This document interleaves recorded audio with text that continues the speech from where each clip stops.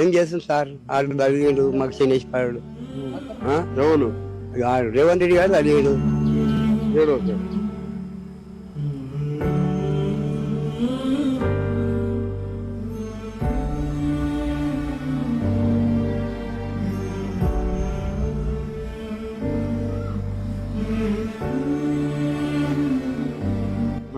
వీళ్ళు ఎమ్మెల్యే గారు బొంతలు కప్పుకొని నడమనుకున్నా పోతే కూడా ఇంట్లో లేడానికి అనుకోవచ్చు పోలీసులను పెట్టుకున్నాడు మమ్మల్ని ధైర్యంగా అడుగుతామా అంటే కొట్టేటట్టున్నది కొట్టి చంపేటట్టున్నది మాకు భూములు అవుతున్నది.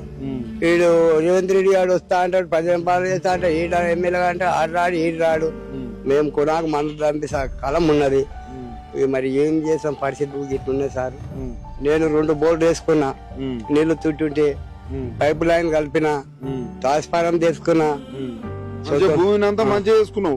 గుంతలు గోడకలు ఉంటే జేసీబీలు పెట్టి సాగు చేసిన నాకు ఉన్న కాడికి మొత్తం పోతున్నది.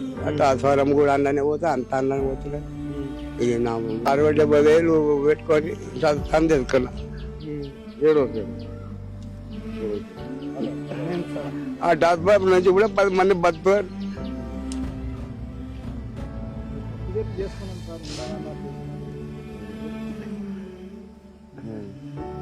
అంటే మా తాత ముత్తాతలు ఇచ్చిన భూములు మీరు ఈ వయసులో భూమి పోతుందంటే ఏడుపు. ఆ కేజీఆర్ కాలం మొక్కాలే మా పిల్లలకి ఇంత కళ్యాణం రాజ్యం తెచ్చేడు అన్ని ఇచ్చాడు దవాఖానలు ఇచ్చాడు. ఇప్పుడు దవాఖానకు దిక్కు లేదు మాకు రూపాయి. ఆ రూపాయి ఇస్తావు ఆ రూపాయి తింటాం మా వాళ్ళు మందాచి అయిపోవాలి బతికేది అయితే అప్పుడు. కానీ ఇప్పుడు మేము 2 ఏళ్ళ అర్థం దాకా మేము మాట్లాడలేదు.